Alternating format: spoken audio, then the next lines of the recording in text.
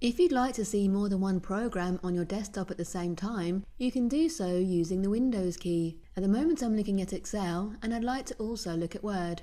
So I'm going to choose Windows and the direction arrow to the left, then choose the open program I'd also like to see.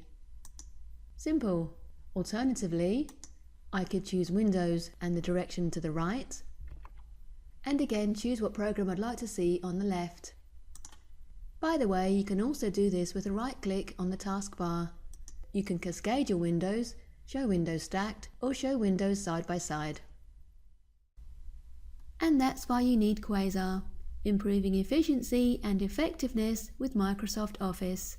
For more information, call us now on 08458 626265 or visit www.quasar.co.uk.